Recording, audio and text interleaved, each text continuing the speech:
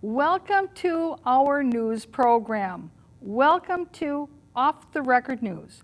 I'm your host, Diana Longry. Thank you for tuning in. Off the Record News is coming to you from the SPNN studios in St. Paul. Now, tonight we are going to continue our report that we started on last week's local news report. And that is the report of our videotaping and analysis of the Rush Line Advisory Committee meeting that was held on July 25th, 2019. Now, the video that you are going to see and that you maybe saw last week on Local News Report, this video you will see nowhere else. It is the exclusive video of Put Your Hands Together Productions, because Ramsey County and Ramsey County Rail Authority, even though they say that everything that they are doing with regard to the bus rapid transit route is transparent and engaging the public, they do not videotape any of the meetings, they don't cable cast any of them, and they certainly don't have any of them on a Facebook channel or even a YouTube channel for that matter. And you can find our programming and our news reports on those channels as well. So that way, if you've got friends who are interested in these topics and they've missed these programs on public access channels, they can find us on our channels on YouTube. Now, the meeting that we attended, as I indicated, was July 25th, 2019. And the Rush Line Advisory Commission, what they were talking about specifically was the route as it meanders through White Bear Lake. And one of the issues that we pointed out in our last report is that while the route that they were talking about, that segment of the route that they were talking about affects those people in White Bear Lake, they didn't have the meeting in White Bear Lake. They had the meeting in Maplewood. So those residents who were in attendance at this public meeting who wanted to get up and speak during public comment, they had to travel from White Bear Lake to Maplewood in order to attend the public meeting. Now, while there isn't that much distance between White Bear Lake downtown and the YMCA Community Center off of White Bear Avenue in Maplewood, it still is an inconvenience for people of the White Bear community who are interested in this topic, because after all, that meeting was about their community. Where we left off last week was where they started to talk about a field trip that they are going to be going on. Imagine that. We have a bunch of elected folks who are on this Rush Line Advisory Committee, and they are going to go on a field trip. Now, are they going to pay for this field trip out of their own pockets? I highly doubt it. And not only that, they're going to pay for some other folks who aren't on this commission to go along with them. And we're going to actually cover that in more detail on our next report on Local News Live. So you'll want to keep your eye open for that. But in the meantime, let's rejoin the meeting where they're starting to talk about the field trip and how they are going to go to Richmond, Virginia, out on the East Coast, to take a look at how their BRT works, their bus rapid transit, and how it is so similar to that they plan to have in Maplewood. Thanks, Andy, Madam Chair, and committee members. I'm sure you might have heard that we are planning a trip to visit a peer project in Richmond, Virginia from October 2nd to 4th. Their project there is called the BRTC Pulse BRT. It opened in 2018, and it runs about 7 miles and is very similar to our plans for the Rush Lines. Like the Rush Line, it connects suburban communities to retail, healthcare services, and business and government center downtown. And let's see, I've got a little more information. If you mind the next slide. Yeah. Oh, thanks. We also, the key difference, I guess, between the Rush Line and the Pulse is that the Pulse is currently in operation. So we can go see it in action and talk to project leaders, stakeholders, and the folks currently operating it, and learn a lot from their experience. So we think it's a really great opportunity to learn what they've already learned before us.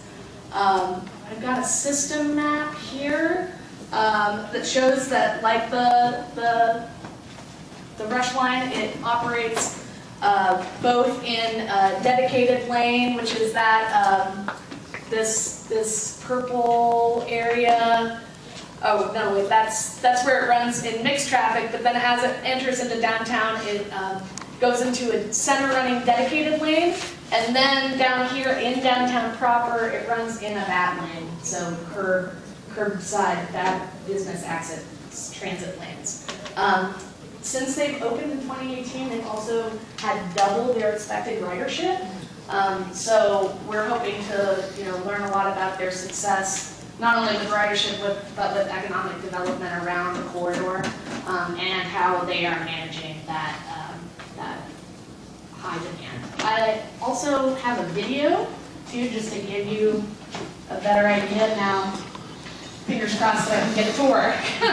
Are they electric buses or not? Actually, it's compressed natural gas. So we have one up on them on that. Let's see. Just get out of the presentation here. Oh. There are a number of statements that she made that I want to focus on. One, she indicated that like the BRT in Richmond, Virginia, the Rush Line, the Purple Line, its purpose is to connect people with retail, with medical services, and with the government center. Well, keep in mind the Rush Line, or the Purple Line as they're now going to call it, the retail that they're talking about is the Maplewood Mall. However, Maplewood has just completed this big, extensive visioning session about what they think up at City Hall Maplewood Mall should develop into. And they actually are proposing that in the future, retail buildings will be bulldozed down, and instead there would be massive housing complexes instead. So while this lady is thinking in her mind it's going to connect people up with the Maplewood Mall, Maplewood City Hall, they have their vision that they're going to bulldoze down half of the mall and put housing complexes instead, high-density housing complexes. She also indicated the connect people up with medical services. Well, yes, there is St. John's Hospital there. There are some clinics up at the Maplewood Mall. However, how many people are going to use bus rapid transit if they have to go to the hospital?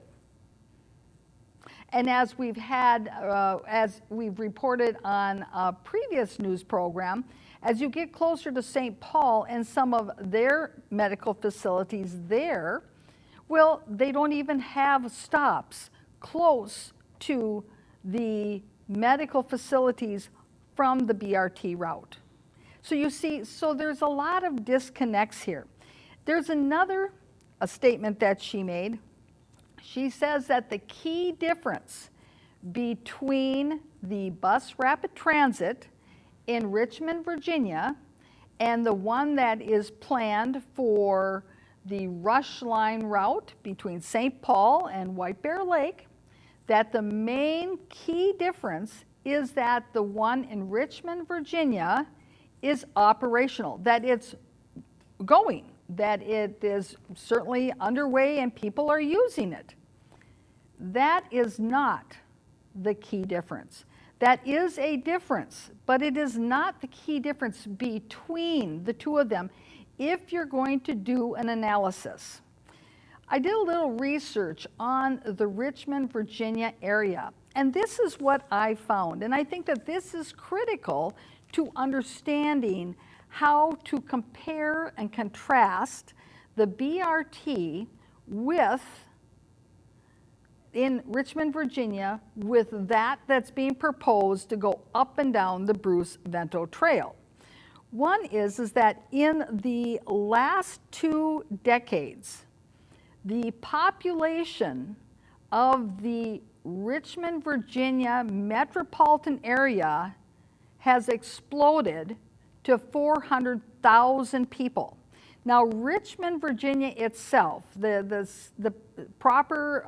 city proper, it has a population of about 223,000. But when you add in the most northern suburbs of Richmond, Virginia, those suburbs have expanded in growth over the last couple decades to over 300,000. That is a substantial number of people that are being served by the BRT in Richmond, Virginia. Keep in mind, here in Minnesota, Maplewood has a population 40,000. That's where the BRT is going to be spending a third of its time, is in Maplewood, a community of 40,000.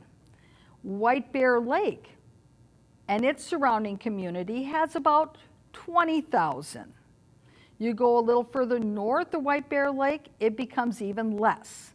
You get into St. Paul, well, now you're talking over 100,000. But even if you combine all of these together, they don't even reach the numbers of population that you find in Richmond, Virginia, and the metropolitan area being served there by the BRT. And that is a significant difference. Another thing she had indicated is that this field trip is going to be occurring October 2nd through the 4th. And as we're going to hear in some upcoming clips, it almost sounds like it's open to the public. So if members of the public wanted to go on this field trip at their own expense, could they turn the public down and say, no, you can't come along with us, even if you're willing to pay your own way? But let's continue with our film footage. Is there audio on? Oh, well. It's just background music. Oh, okay, yeah, so play some music in your head. Here it is in action. Those are those center running, dedicated. Oh, yes, sorry. I should have done that. Are there any closed captions too? Oh, It's yes. apparently just music. Yeah, it is just music, yeah. And some cheering in that basketball scene. But yeah, it's just a brief, and so all of the committee members should have received a invite that includes a link to the project website that has more videos than you would ever want, or you could spend the whole evening if you wanted. How do I get out? That'll work. I'll just go ahead and close that. There you go. Okay. Woo. Thanks. Yes. So that's pretty much it. I think I went back to the beginning. Geez, I'm sorry. But basically, logistics, logistically, you know, we are offering stipends to help defray the cost of travel. You know, I would refer you to the email you received. There's links to, you will have to book your own flight, but we have a room block at downtown hotel right on Flying Reserve. So reach out if you have any questions. No video today. Well, gee, I'm certain that all of the committee members were heartbroken that they didn't get to watch the video. Now, in the previous clip, there's one thing that she mentioned that I want to return to, where she had indicated that with the Richmond, Virginia bus rapid transit, that they were finding that the ridership was greater than they expected and that it was doubling. This brings us to another difference between the Richmond, Virginia area and the Maplewood, St. Paul, White Bear Lake area, is that you see from my research, it appears that in the Richmond, Virginia area, many of the express highways are actually toll roads. And so when you've got toll roads where you have to pay to drive your car on them to get somewhere quicker, are in competition with the bus rapid transit, or perhaps the other way around, that the bus rapid transit is in competition with the toll roads, that people might make that decision to say, well, if I'm going to be paying to have to get from point A to point B anyway, which will I choose? Will I choose the toll road, where I'm going to put the wear and tear on my car in addition to paying the tolls?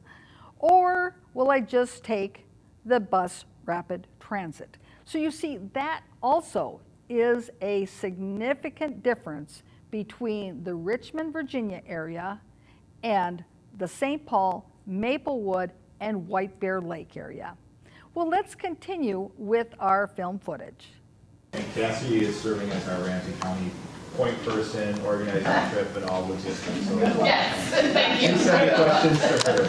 Good job, Cassie. Thank you. Madam Chair, I'm not able to attend, but I have a request as far as the plan. I hope that the stakeholders include riders. I think it would be really good to get their viewpoint on it. And a question of all of the stakeholders, what would you do differently now that you've had this experience? So that, you know, what have you learned that you want to pass on to us? Absolutely. I think that would be really good. That lady speaking, that's Sue Vento from Maplewood. She happens to be the representative for the Maplewood area on the Metropolitan Council. And of course, she's good buddies with Nora Slawick, who is the chair of the Metropolitan Council. And sitting next to her is the appointed mayor of Maplewood, Marley Abrams. Now, Marley Abrams, she stole the election away from Nikki Villavicencio when they were running for Maplewood City Council. And you see, this is right about the same time that Nora Slawick knew, even though she won the election for mayor, she knew that she was going to be appointed as the chair of the Metropolitan Council. So she knew she would be leaving, and it was pretty much a foregone conclusion that Marley Abrams, provided that she win her city council seat, would be the appointed mayor of Maplewood instead of Nora Slawick. And Marley Abrams, though, didn't win on election night. She didn't win the coin toss. She didn't really win the recount either, except that Ramsey County kept finding ballots somewhere in the back room or someplace on a flash drive in one instance that hadn't been counted. And by the time they got done with all of that, Marley Abrams won her city council seat and then subsequently was appointed the mayor of Maplewood. Now, why is all of this important? Because you see, she's sitting next to Sue Vento, who is saying, oh, it would be good to have riders who ride the bus come on this trip with us, and that we will pay their way. And that way they can give us information on how they view the field trip too. Well, one of those people selected for the field trip happens to be Nikki Villavicencio's husband. Imagine that. So the girl, the lady that had the election stolen from her, in order to pacify her, now is having her husband's trip out to Richmond, Virginia, paid for. Well, we're going to cover more of this, as I indicated, later in our upcoming local news report. But now let's continue with the discussion as it proceeds. The other request I have is, I have a brother whose background is in technology and kiosks and all that kind of stuff. And he lives over in Minneapolis near where the Southwest Light Rail Transit system will operate. And so he was giving me advice last night on the phone, unsolicited advice. Anyway, I wanted to tell him to call his commissioner or his council member, but I was being polite. He recommended to me that any time I have a chance to articulate this, that I do it, that to the extent that we can get kiosk options, technology options in front of people before we make a financial commitment and a decision, that we do that, because he said even with his background, there are times when he's standing at those and he's just not sure what to do, if he's done it right, all that kind of thing. So just some advice. Thank you. Thanks for listening. All right, moving on to 9.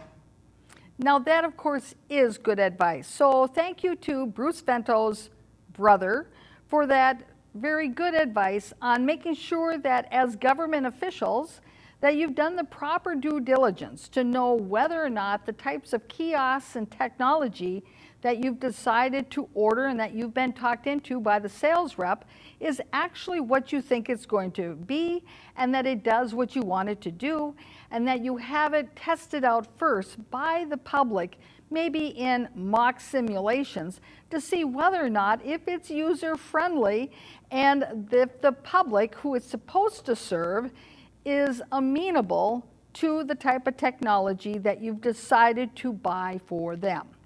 Well, let's continue. Yes, 9B is just, and I'll take 9C with that one as well. Okay. So basically just going forward here, we're going to continue to do the technical analysis for the environmental assessment. The technical committee is getting bombarded with a series of reports that they're working their way through, and providing us feedback as we adjust them on the way. And we'll be bringing the key highlights of any early conclusions up to the pack as well. And then Frank had already mentioned that the Ramsey County Rail right-of-way visioning framework document is in process, and we do want to, when we get something to share again, we've taken this input, we have something proposed to go back out to the public again and get feedback. And we will continue our engagement efforts. We are planning on continuing at roughly the same level that we've been at to date during the extension period as well going forward.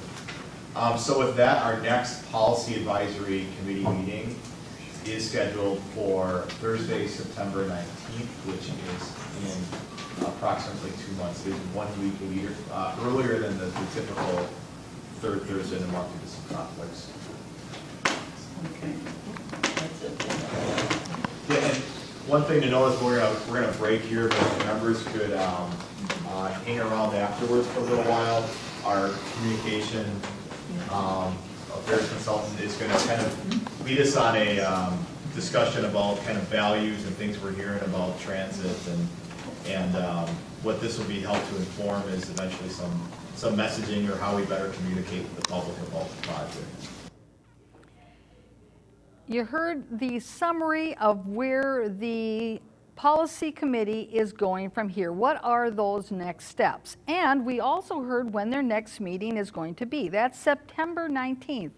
Now, keep in mind, the field trip is going to be in October 4th and 5th. So the field trip is after their next meeting. And if they have a meeting every 2 months, then that means that the next meeting will be sometime in, say, early December. And it will have been almost then 2 months since they'd been on the field trip. So when exactly will they have that discussion on what they gathered in the way of information from the field trip? Will it be stale information? Will they have forgotten by then? Or maybe they will have a more current meeting than waiting till December to have that meeting. But you know, we've got Thanksgiving in the way there. We don't want to pile up any meetings when it's Thanksgiving week now, would we?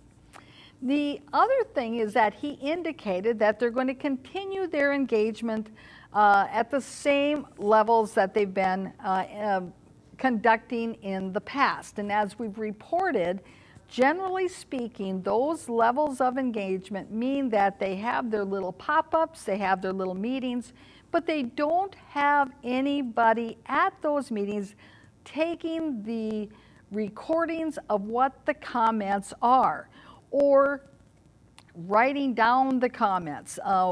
In our last news program, we showed where our reporter asked the question, is there someone here on staff at this meeting who is taking the minutes of what the residents are saying, of what is going on at this meeting? And mum was the word.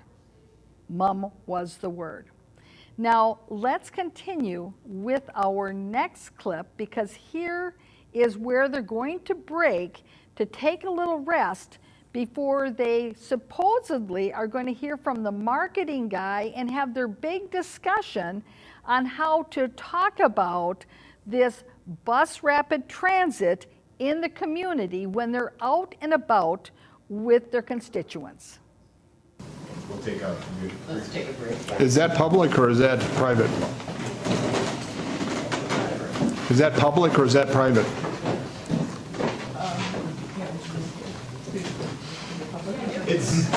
It's public. I mean, this wouldn't be something that goes in meetings. No, so it's after the adjournment. But all our meetings will be. Grudgingly, he told the cameraman, well, it's after the adjournment of our proper meeting, but we're still going to be hanging around and talking about things. So, you know, all of our meetings, I guess, whenever we get together, yeah, they're public meetings, yeah, you know. The inference is that, well, it's not really going to be anything of importance that you're going to want to stick around for. Or maybe you might feel uncomfortable sticking around for something that really isn't an official meeting. But this is the kind of attitude, a non-welcoming attitude, that we found at this meeting. And it shouldn't be that way, because they have been saying all along how committed they are to public engagement. And quite frankly, they should be welcoming the fact that a local news media outlet has decided to be there at their meeting to record it and to let people know what's going on. Now, let's continue as they resume.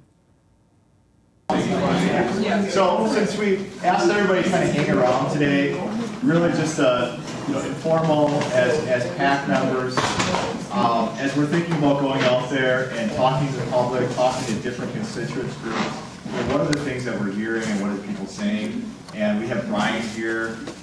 We're a little bit behind in time, so he's just going to kind of run through some of the kind of highlights from a communication perspective, things we should be thinking about. So what I'll do is just turn it over to Brian.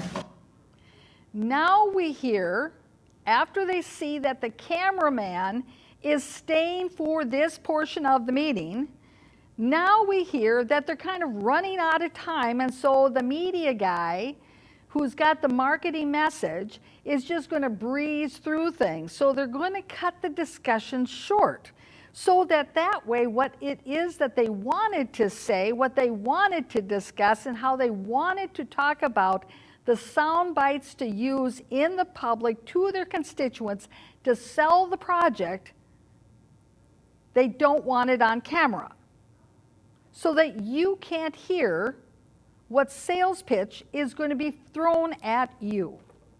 But I think as we go through these clips, you're going to get a good idea and you're going to be able to identify the sales pitch when it is thrown at you by the government officials who are trying to tell you what a good thing it is to have that bus rapid transit going from St. Paul to White Bear Lake, decimating the Bruce Bento Trail and spending millions and millions and millions of dollars for no good reason, when they could have just ran it along the whole way, practically, along Highway 61, the right-of-ways there, and the shoulder, just like any other express bus. But let's continue. Thanks, Sandy and Madam Chairman. So, yeah, I'll just kind of do an overview of message development and message thinking, and then give you some thoughts to think about and consider. There's really lots of opportunities to talk this through.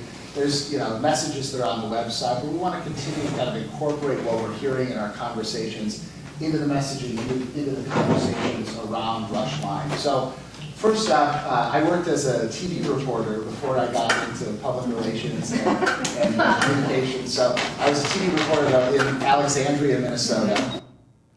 Message development and how we can develop the message around what we hear out in the field when we hear the objections. That's what he just said. So that way they can be flexible. So when they hear the objections in the field, how are we going to come back, repackage it, come up with a new spin so that we can sell the concept and overcome the objections?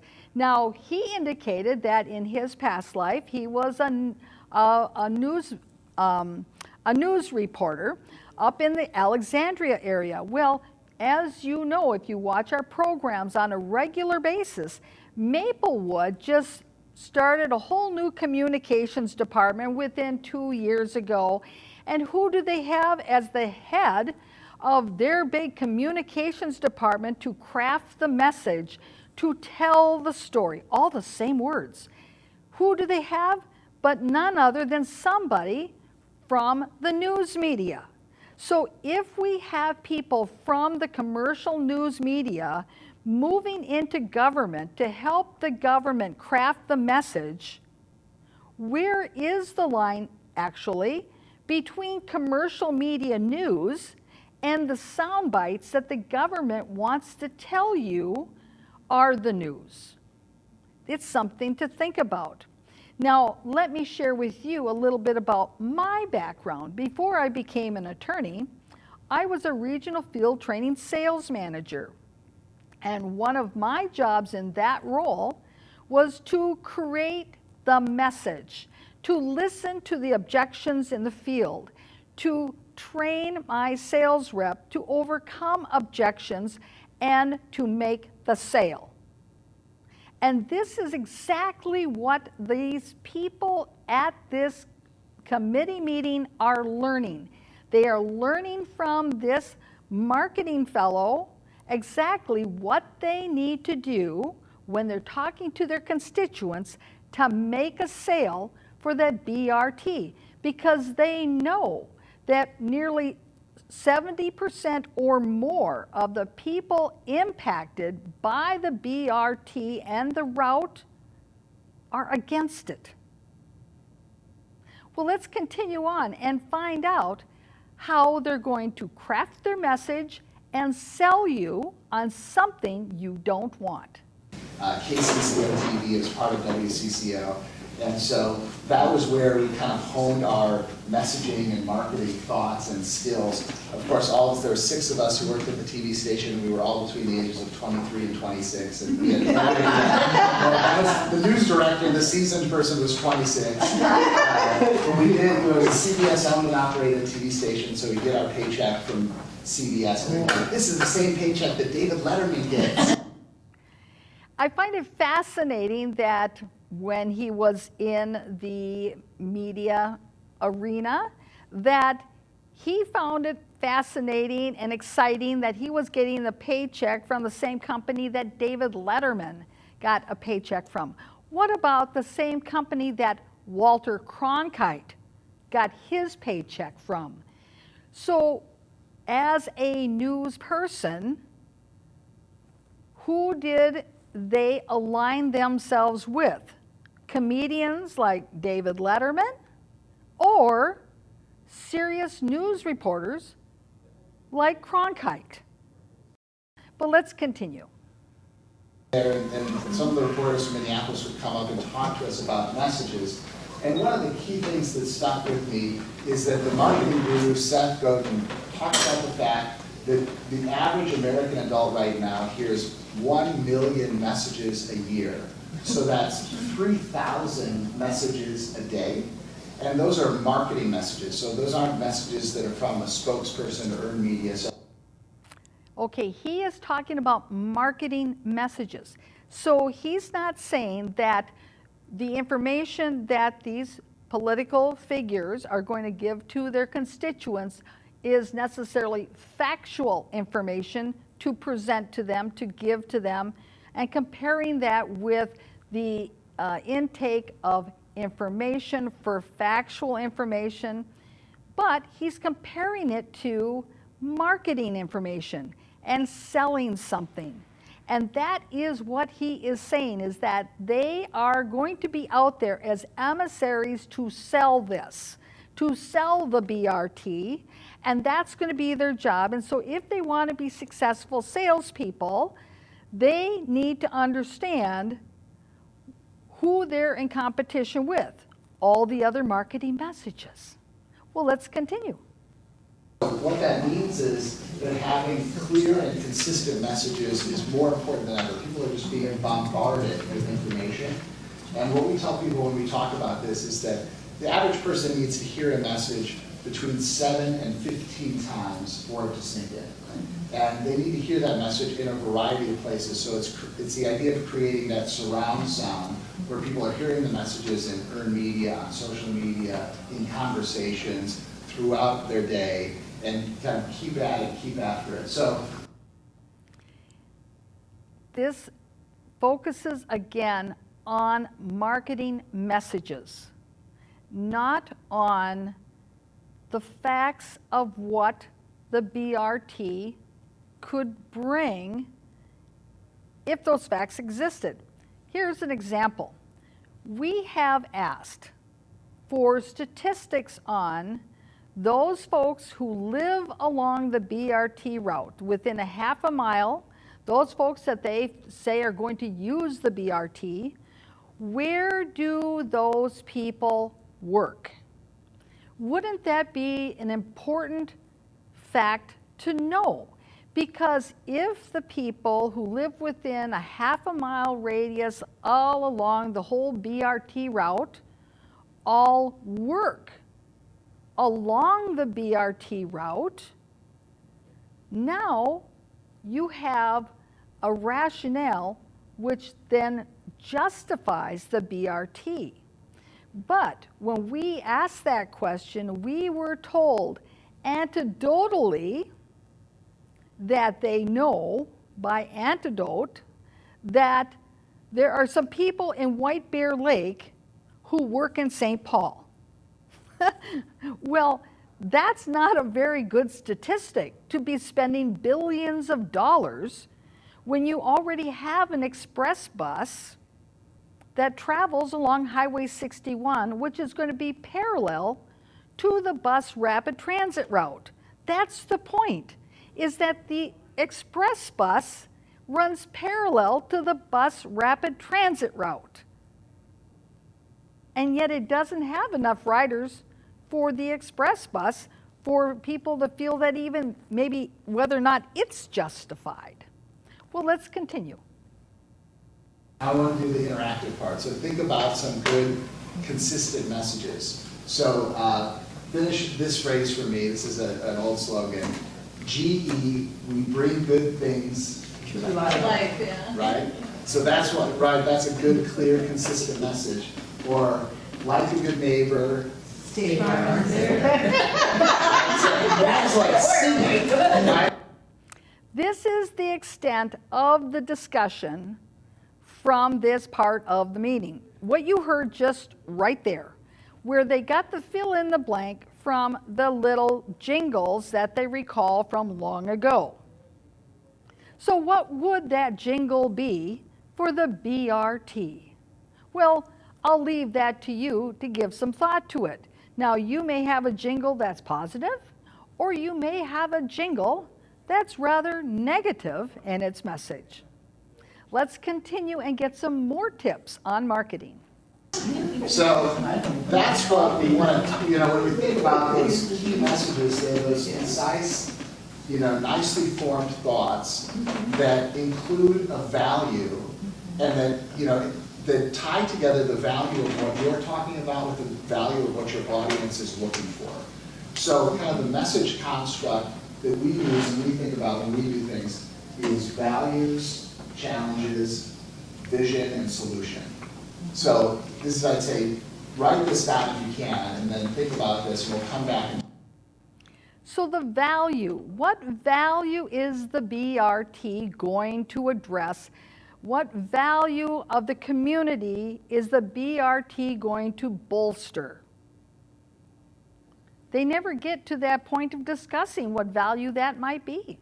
Let's continue. What are the values of the communities along the line? What are the values of the region? What are the values of, that relate to the rush line? What are the challenges? Challenge words are, words like isolation, or an inability to get to a job, or, difficulties getting to healthcare. So, those are some of the challenges that people face, the challenge. Other issues, though, that are on the negative side is the destruction of the Bruce Vento Trail, an ecological corridor, and the mature tree canopy that runs along the Bruce Vento Trail. The values of the community along that Bruce Vento Trail is for a greenway ecological corridor. And that is one of the negatives of this whole thing, because they could have taken the BRT, and if they wanted to have a BRT, they could have had dedicated lanes all along Highway 61 all the way through Maplewood, because you realize that once they get up to the Maplewood Mall and they've already destroyed the Bruce Vento Trail to get up to the mall, then they jog over to Highway 61 and they do just that, have the dedicated lane on Highway 61. Well, they could have done that south of Beam Avenue just as easily. Let's continue. Then the vision is, imagine what the rush line could look like and how it could work as part of an interconnected system. So one of the most powerful words, one of my favorite words, is imagine. Ask somebody to imagine something with you and get them to think about how the framework of that works and occurs. And then that gets to the vision of what you're trying to accomplish and how it comes together. And then the solution, how do we bring all those things together to solve a problem that we're working? Let's use the word imagine. Imagine the hundreds upon hundreds of mature trees along the Bruce Vento Trail that will need to be clear-cut in order to make way for the concrete freeway for the BRT. Just imagine. Let's continue. Values, when you think about values, think about words like innovation or pro-growth or respectful or excellence, things like that, values that kind of bind us all together and do that. So now, these are the words that you're listening to here on our film footage. Innovative, respectful, So now when you start hearing the messages from the government, incorporating those types of key words, you'll think to yourself, am I being sold something? How many times have you gone to, like, say, a presentation, a sales presentation, and you felt like somebody was really trying to manipulate you into believing that what they had to sell was for you? And you felt yourself saying to yourself, I don't want to be sold on this. I don't like it when they try to sell me. Well, that's exactly what they are trying to do in many aspects when you listen to these government presentations. And we've shown this also from the Maplewood presentations as well, when their communications director tells the council the same thing about the messages, about how to tie it to the value, how to tie it to that snippet of information that people don't want to know what the truth is or about the information in detail. All they want are sound bites. That's how little they think of us as residents of our community, that we are only interested in sound bites, and that's all we're entitled to since we're not part of their circle. Let's continue. About that. And there are really 4 ways to do that in that determine what your organization wants. So 4 types of messages, I would say. The first one is like the fact result message. So this is an example from a textbook that I was looking at. Here's an example of a fact result message. That is, Pennsylvania's unreasonable malpractice laws have resulted in thousands of women living more than 100 miles from their obstetrician, potentially life-threatening distance during a medical emergency. Right, so it's a fact and a result. Like there's something here, and then there's something that happens as a result.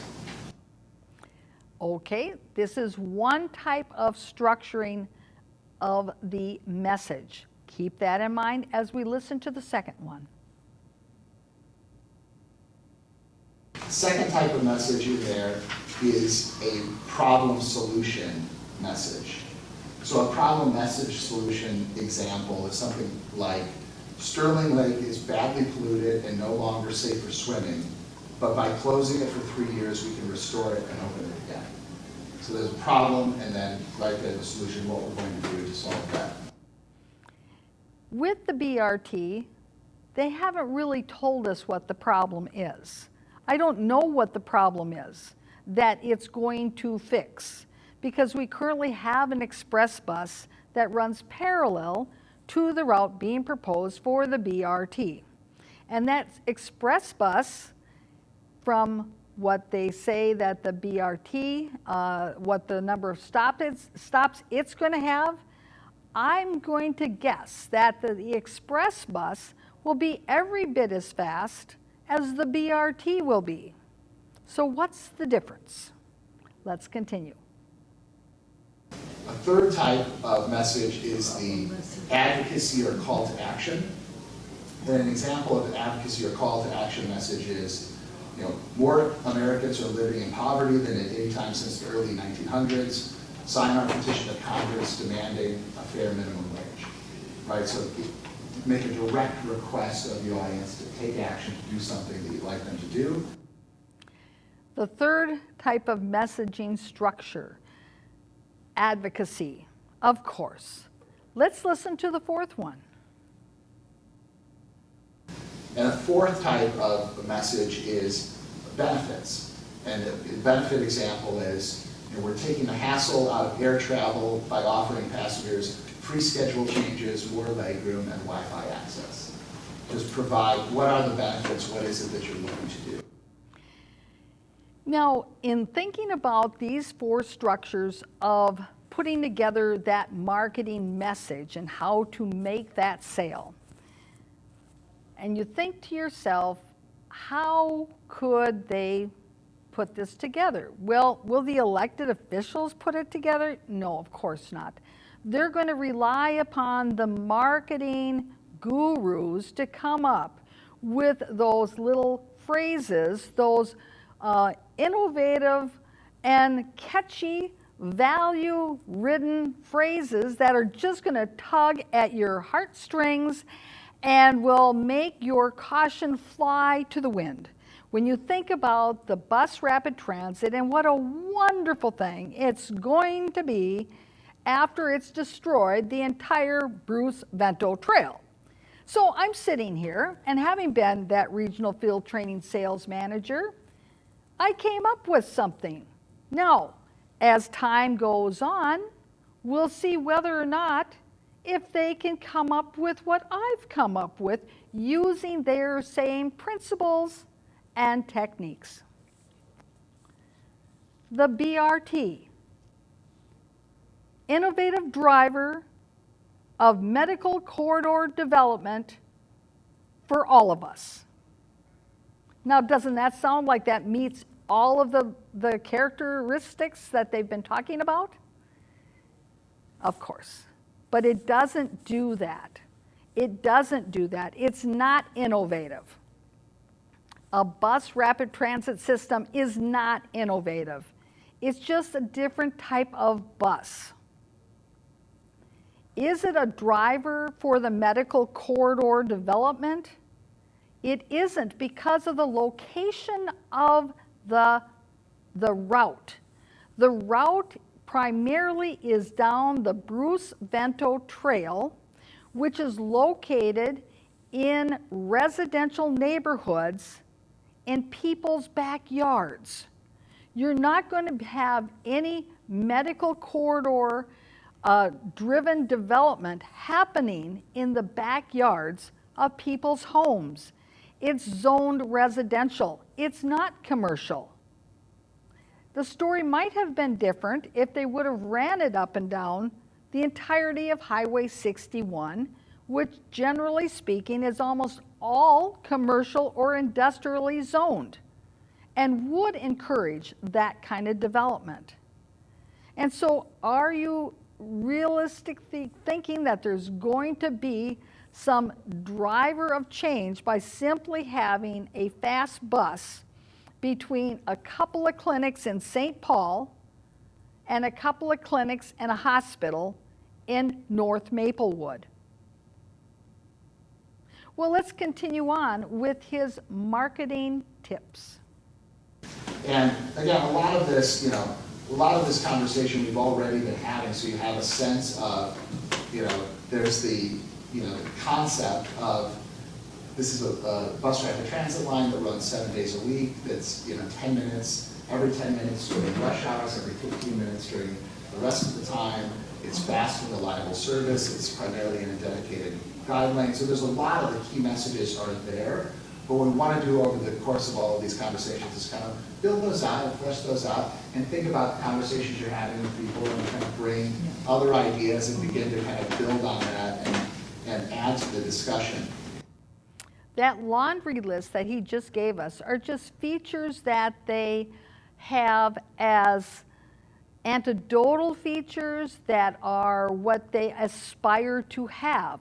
Because in other meetings, they've also said that it's more likely that they won't be able to keep to that schedule because they won't have the ridership to support that number of trips back and forth up and down the Bruce Vento Trail. That the demand is not there. Let's continue. And then lastly, I would say, once when we do all of that, then I like to think about the message supports. So you have kind of your overall key message, you have your umbrella concept, your single overriding communication objective that you are discussing and going back to. But then you have message supports underneath that, and I think of that as a three-legged stool. Now we get to the concept of the three-legged stool. If ever there was a sales theory, this is it. Let's listen in.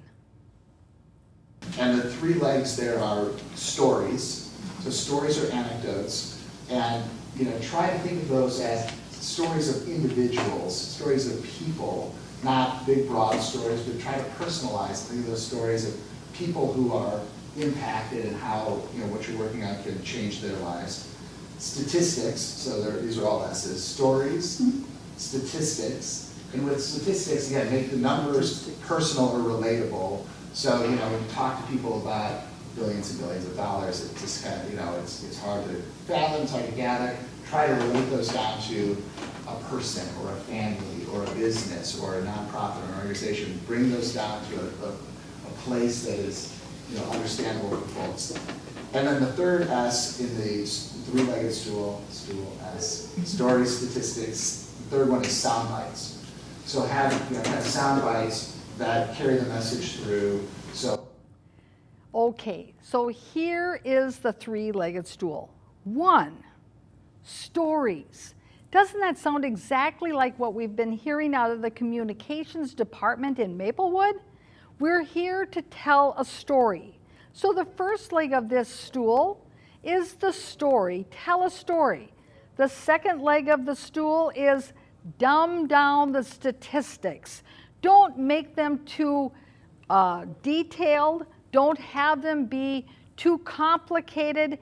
Dumb down the statistics. Just give them enough so it makes it sound like you've got validation, but not enough that they're going to be able to say, oh my gosh, well, I can see some holes here, and I just, I think that we've got a problem. So dumb down your statistics. And then lastly, the sound bite. Take the story, take your dumbed down statistic, and turn it into a sound bite. And now you have how to do marketing 101 government style. Now, if we had not been there at the meeting to hear this and to preserve it and present it to you, you would not even know that this is the mindset of many of the elected and appointed government officials who are making day-to-day decisions, because they want their decisions to just be accepted. And where's the accountability in that? That's where it's important for residents to go to these meetings, to ask questions. Now, this is my call for advocacy to you, is to get out there, to go to your meetings, and to ask for accountability, and that when you hear the story, the dumbed down statistics, and the sound bites, you let them know that you want and you deserve more.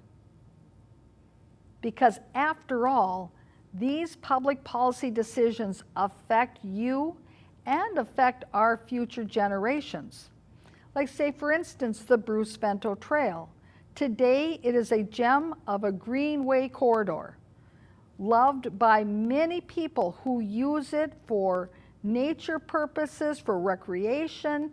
The wildlife use it as a greenway corridor between different lakes and regions of areas served by the Bruce Vento Trail. And yet, when it becomes a concrete freeway, it won't be that any longer. Well, thank you for tuning in. We'll see you again next week. Bye-bye.